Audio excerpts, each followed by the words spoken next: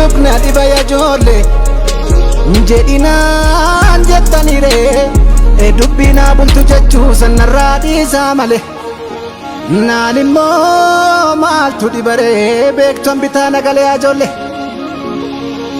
inni tokko ijaaruuf kaata keenya ni tokko ndiiga balleessee baduu fiiga inni tokko yoo fayyuuf jedhu keenya ni tokko niiga ajolle kana yaada yeelala eessaan rafee bula kan nu dhibotoo jiru maalisheen wal dhibani maalisheen wal qoodani waliif yaaddoo ta'uuni ba'aarratti maxoo waliif dabaluun kun maalimee humna wal dhowuun kuni.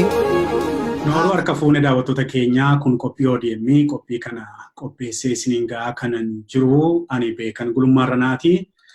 Keessummaan koo beekamaan isaan kana kunoo Dr. Daggafaa Abdiisaa Tuuchootii yeroo darban kutaawwan 1-2-3 keessatti waa baay'ee nu barsiisaniiru muuxannoo isaaniirraa adeemsa bu'aa bahii isaan keessa turan hamma jireenya maatii isaanii keessatti mudannoo qabanii nu barsiisaniiru amma immoo mee deebinee umuriidhaan arganii waan keessatti hojii hojjetaniif waa'ee bara ce'umsaatii kaasnee waan tokko itti adeemna. Dooktar ammas tole jettanii naa dhiyaachuu keessaniif baay'een isin galateeffadha. Bara ce'umsaa keessatti dooktar waldaa ogeessota fayyaa Oromoo akka bu'uuressitanii wanti sun bara ce'umsaa keessa hojiiwwan tokko akka dhama'aa turtanitu dubbatama. Mee waa'ee sanaa qaamaan waan keessatti hirmaattanii turtanii fi maal akka fakkaataa ture haalli bara sanaa waldaa akkasii kana hundeessuu salphaadha moo mudannoonni turee fi hammamiif akka inni jiraate waan kana waan yaadattan irraa mee quba nu qabaachisaa daawwattoota koo isin dhaggeeffataa jiran kana. Gaariidha fayyaa ta'ee waan kanas dhiyeessuun gaarii natti fakkaata. Namni amma ammaatti maal keessa yoo mootummaan ce'umsaa dargiin kufee mootummaa ce'umsaa keessa adda bilisummaa Oromoos kufee mootummaa ce'umsaa keessatti hirmaatee barcuma 12 qaba mana marii sana keessatti. Hogguunni adda bilisummaa Oromoo dhufu ani warra wajjin hojjedhu Black Line keessatti warri hojjedhu nama ana malee namas 4. Mikottaa shaayii qabanneetu waa'ee makiina kana haasofnaa waa'ee ogummaa keenya kana haasofnaa jedhan itti hime.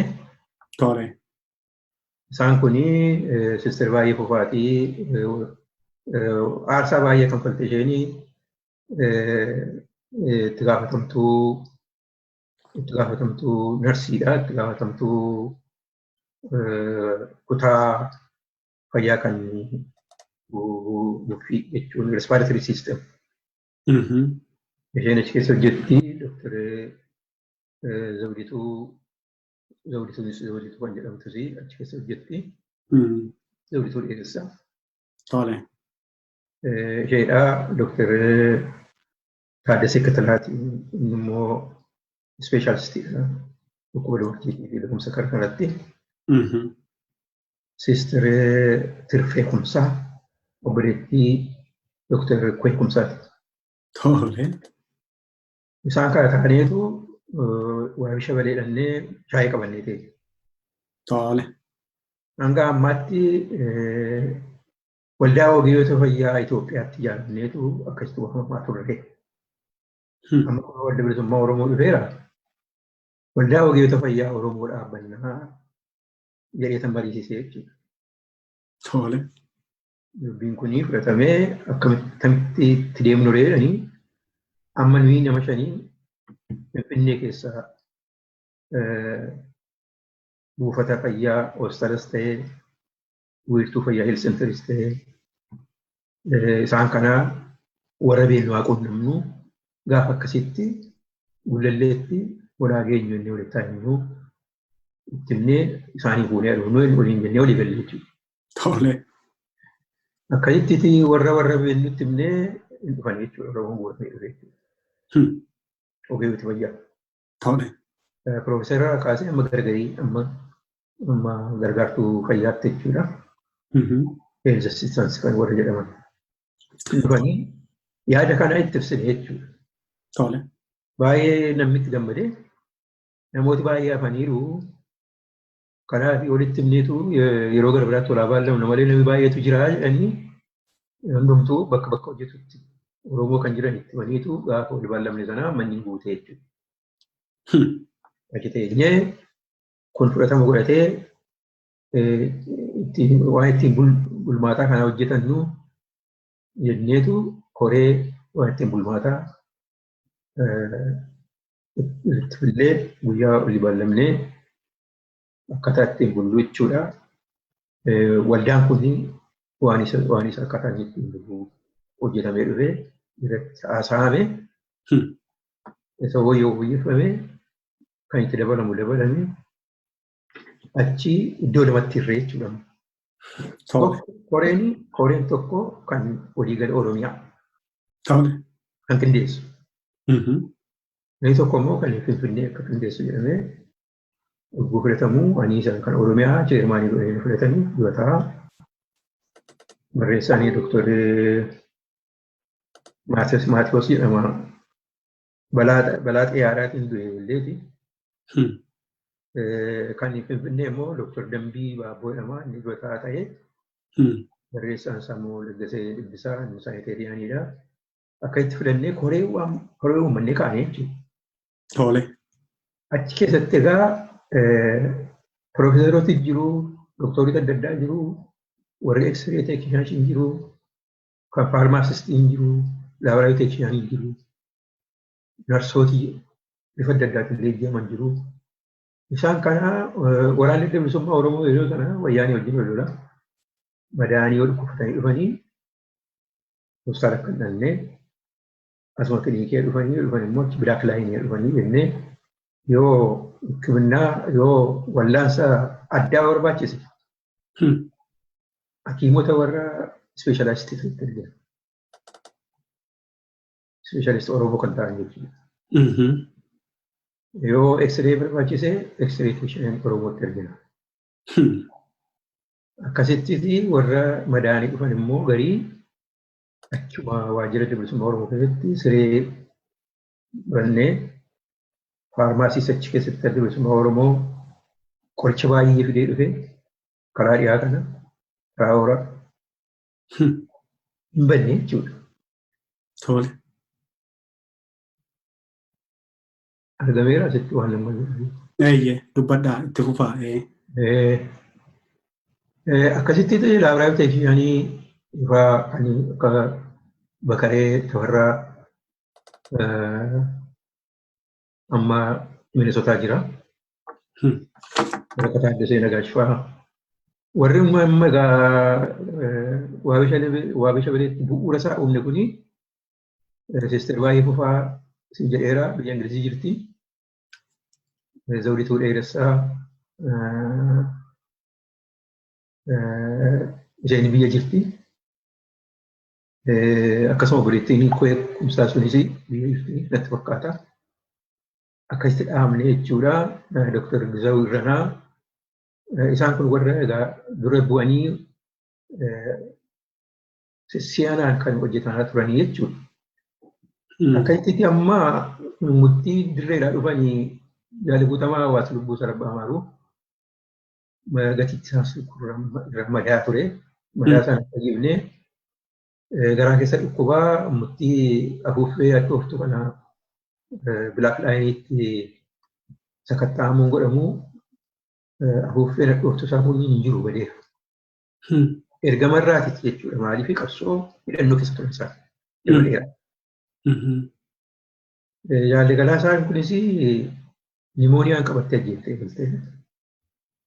Yaalli Galaasaa Dirboo. Nimooniyaan qabee nimooniyaa haamaa tokko qabee bilaak laayiniitti bakka intensive care unit ciibsinee achitti wallaanne jechuudha. Tole. Akkasitti baay'ee waan baay'ee hojjenne jechuudha. Waldaa ogeessa fayyaas waan baay'ee hojjete gara kutaattis immoo erginee namni tokko Suwiidinii yaa dhufee isatti sirgan biyya alaattis immoo biraanchii isaa dhaabuudhaa fi damee isaa dhaabuudhaa fi tattaafataa turre jechuudha. Tole. Akkasittuu kanaan jirru Jaalladhii Gammadaadha. Dhukkuba waanii qaba. Dhukkuba gaggabdoo qaba. Tole. Qabsoo irratti akkas ta'e. Siizar jechuudha. Epilepsii qaba. Isa kanaa egaa murtii adda bilisummaa Oromoo mootummaa ce'umsaa keessaa bahuu utuu hin bahin egaa ijoollee doktorota gara dhiyaattis gara baattis doktorota ergine jechuudha. Nannaa jedhanii karaa dhiyaa kan bahanii Doktor Namarraa Faqaaduu amma Minnesotaa jira. Doktor Eetoon Boroo Jarmaniin ture amma gara Suwiidin keessa jira. Karaa bahaa immoo Doktor Jamaal Mahammad Fatansaayiluu jenna. Amma biyya Ingilizii jira waggaa tokko fedhamee bahee qabamee harka diinaa bu'ee. Doktor Faayisaa jedhama. Inni amma dhumaatti tureetu booddee hin jeeqamne mataan isaa jeeqamee amma beeku. Doktor Abdii jedhama. Maqaan isaa maqaan dhalootaa Abbabeedha. Adaamaa jiraachuu isaan dhaga'a. Doktor Tamasgen kan jedhamu Baalee keessattiitu jaalli guutamanii wareegamanii qabsoo irratti. Isaan kun amma liqaan doktoriidha. Akkayitti gaadhumatti gaafa adda bilisummaa Oromoo mootummaa ce'umsaa keessaa bahu anaan baay'ee na qabatanii oolan. Na qabatanii oolan. Waajiran galee waajjira gara dhiyaa gara baatti deemee jechuudha. Biyya alaa deemtamoo akkamii jaalalechuun na gaafatee dhaqqanii waraana kan dabalamaan jedhee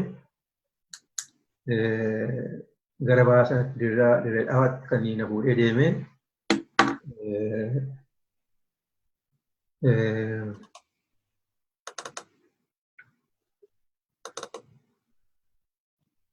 Abdallaa Suulee.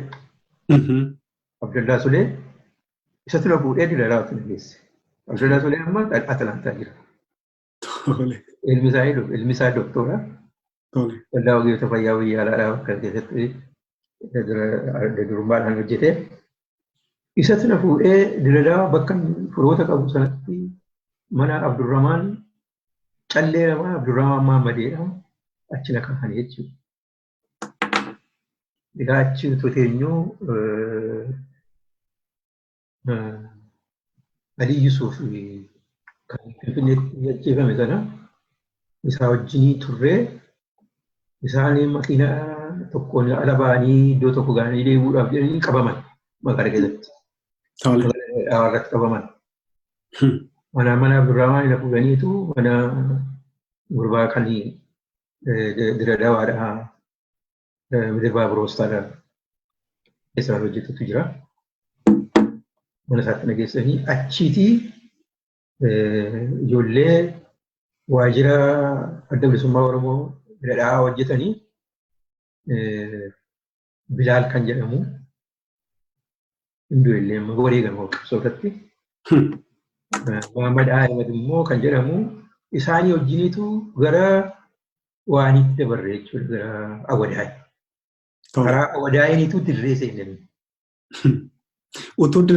Utuu dirreen seeniin fuula duraa dooktar mee inni mata duree guddaadha. Haala kamiin akkasinitti meedikaal dooktariin tokko namni dhugaatti qabsaa'ota lubbuu hambisaa turtanii yookaan immoo qabsaa'ota madaa'anii madoo jajjabaadhaan gara keessan dhufanii quuqamarraa kan ka'e illee olii amma gadiitti ilmaan Oromoo warra dhukkubbii namaaf qabanii ramaddanii hojii itti gaafatamu gurguddaa impaayera sana keessatti gootan keessatti caasaa isin diriirsitan salphaa miti. Caasaa sana irraa gufatanii dirree seenuuni paraadaayim shiiftii wayiiti. Amma utuu iddoo sana hin bahin mata duree kiyoon bane mata duree guddaadha. Maaltu faayidaan ogummaadhaan ijaaramu? Faayidaan bifa irratti waan irratti gumaacha kennan ijaaramu.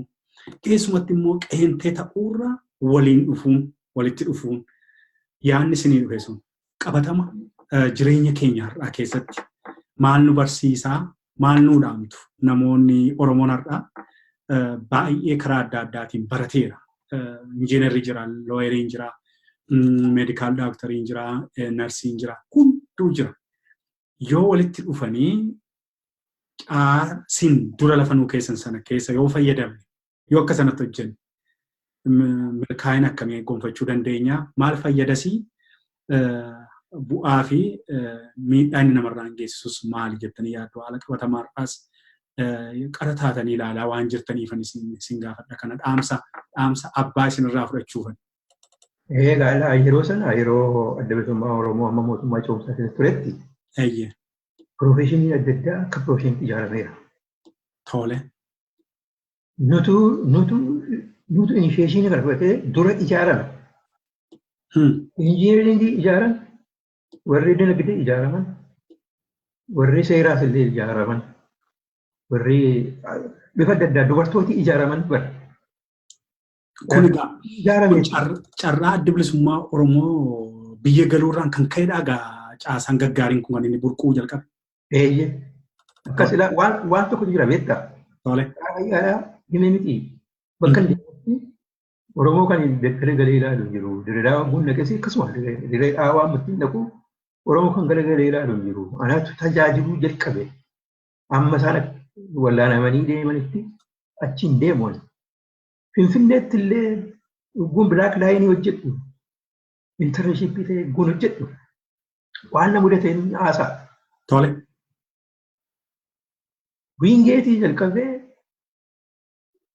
Gondaretti deebi'ee Finfinneetti waan na mudate haasaa jechuudha. Ummuttiin achi wallaansa dhukkubsatootaaf kennaa ture sana bilaak laayiniitti.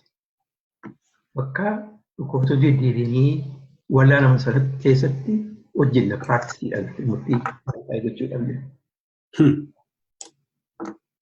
Kaardiin dubartii tokko irra gale. Kaardiin suni maqaan ishee Oromoodha. Tole. Ishee Oromoodha. Kaardii irratti barreeffama gartee teessoon. Baay'ee waan taatee jirti. Caccabdee uffata ishee irratti waan ta'ee jirti jechuudha. Maali bishaan hin jiru hin jedhe jechuudha. Kan nama cabsu agartee lafa deemnutti kan cabsu ammaalan beekariyaan ogaallaa ilaala. Ammaalan beekaan ogaallaa jedhe jechuudha. Eewwata akkasii jedhaan jedhe. Amaarota akkasii jedhan. Ilaalime amma isaanii waan amaalitti hin jedhu fudhatanii cabanii haamileen cabe. Kanaafan jedhe haamilee namaa haamilee Oromoo cabsanii arrabsoodhaan seenaa keessatti waan akkasii barreessanii Oromoodhaan mataan akka jedhanii akka sabaattis immoo mataa cabsanii akkasitti jiraachisanitu dubartii kan akka godhu jechuudha.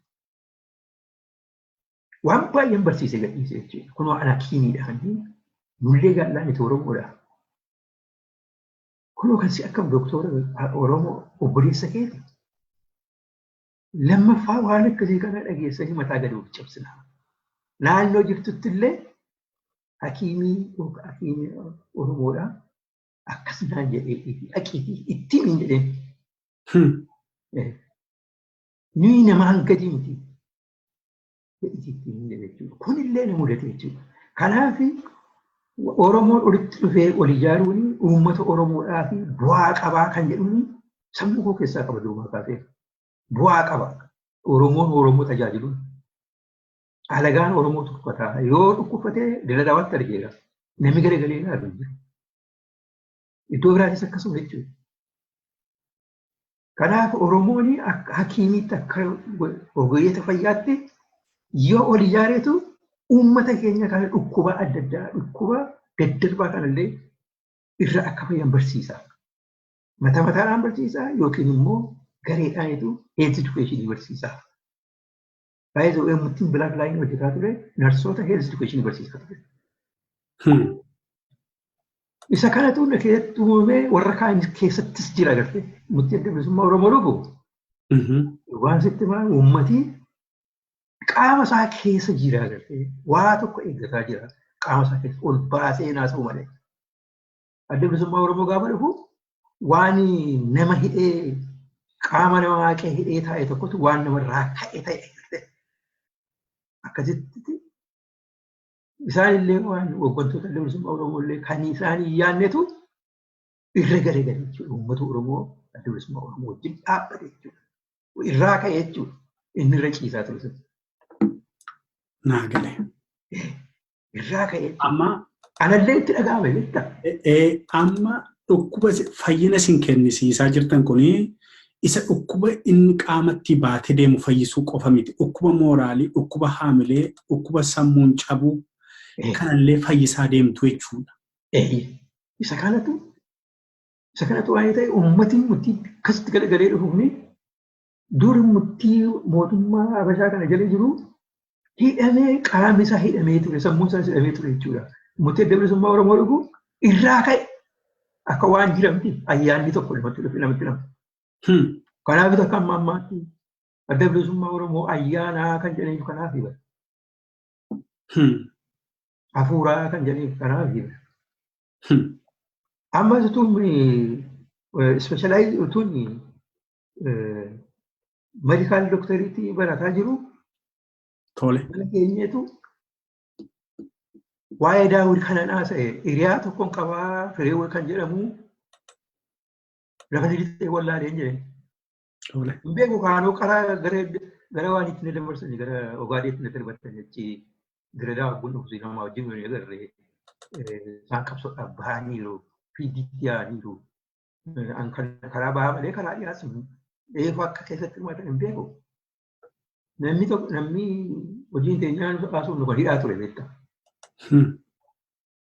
Maal firee waddana jira miti naan jedhe. Eessa? Karchallee jira miinaan jedhe. Boodana karchallee keessa nama fayyaarra hojjetutu hiriyaan qaban. Gaafadhaan maal taate addana bira jira miti naan jedhe jechuudha. Maalaa boona abaallamee yaqeen dubbisaa jennaani dubbiinaa qindeessee guyyaa sanbataa dhaqee isaa argee jechuudha. Daawudii. Inni immoo isaan immoo akka borii baduudhaaf qophaa'aa jiru. Mana hidhaadha. Amma erga murtii mootummaa cimsaa kana waaqa maallatti fidee jedhe murtii tuuftee dubbiftu naan jedhee natti maamu. Naani mana kiimii minilikiin murtii dhaqanii isaa fi obboleessi ku'ee kumsaa nagaasaa kumsaa fi Nuuraa kan jedhamu amma addanaa gataadha maxxanfaa jedhama addanuu bira jira. Sadii ta'anii badan. Tole. Isa kana afaan argee jechuudha. Waan ajaa'ibaati. Waanuma ajaa'ibaati. Hamma ogummaan sunii qabsoo Oromoo keessatti illee gahee akka inni qabu ogummaa sana piroofeeshinaalizimiin sunii hammam akka inni deemee namoota keenya adamsee illee gargaaruudhaaf waan adda addaa kunis seenaa ajaa'ibaati. Egaa daawwattoota keenyaa gaafa jireenya nama tokko bu'aa bahinni adeemu ilaallu waan qabatama har'a keessa jirruu fi waan bara sana irratti raawwatamerraa waan bara itti amma teknooloojii waan baay'ee nuu salphisee bara sana keessatti kan lixatti bobba'e waa'ee ba'aan beekuu koominikeeshiniin akka kana bal'aa miti. Amma feesbuukiidhaan guutummaa addunyaarraa lafa jiru hundumaatti wal quunnamna. Yeroo sanatti xalaadhaan yookaan waan tiraadishinaal ta'een baay'eedhaan ji'a muraasa ji'a dheeraa booda wal arguu bal'aadha. Waan bal'aatu adeemamaa ture. Waan bal'aan kun seenaan keenya rikoordid ta'ee galmaa'ee hin kaa'amne bifa dijitaalaayizd ta'ee dhaloota itti aanuuf kaa'amne. Gaafa waa'ee waldaa ogeessota fayyaa jedhu kana gaafa arginu waan ajaa'ibaati. Waldaa ogeessota fayyaa Oromoo kan jennu gaafa wannoo jennu egaa waan baay'eedha kan irraa barattanii itti deebinaa hayyuu keenya itti fufinsaa xiinxala keenya kutaa 5ffaa haala isaanitti gara biyya ormaatti imalan haala isaaniitti hojii gurguddaa itti gaafatama gurguddaa saba fayyaduu danda'u kana addaan kutanii biyya gadi lakkisanii ba'an maaltu isaan irra geenyaan ba'anii adeemsi bu'aa ba'ii himala gara biyya ormaa maal fakkaata kan jedhu qabadheetan isinitti dhufaa fayyaa ta'a dooktar ulfaadhaa walitti deebinaa xinxala bareedaa kana nuu kennuu keessaniif dhaloota ammaaf fakkeenyummaa gaarii kana kan irraa barannu waan nuu kennitanii fi ulfaadhaa fayyaa ta'a dooktar. Fayyaa ta'e. Ayyee. Nooruu harka fuudhee. Nun deemsisu hawaashuu nun ceesisu yaa ijoollee. Maaloo maaloo waan ofii maaloo iswal sakaalu cimsaan si caalu madaa mogoleedha taatuuf summiidha yoomittuu beekne malkoomiif geenye maaloo maaloo maaloo maaloo.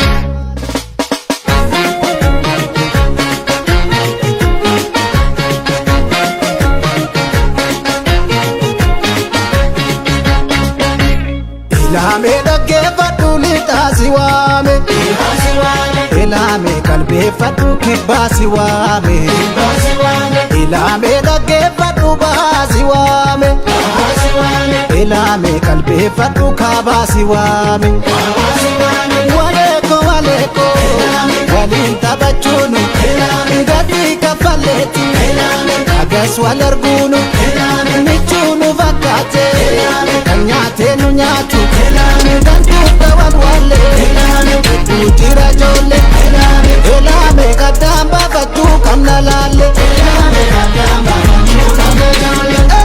gaddaan baafachuu qabna ijoollee.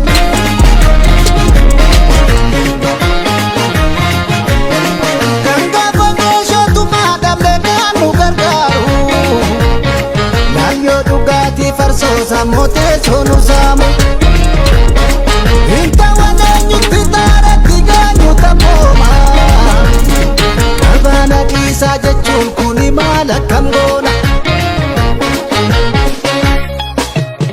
Ilame galame Milba sitti dame Desu barodi Kana chitti adi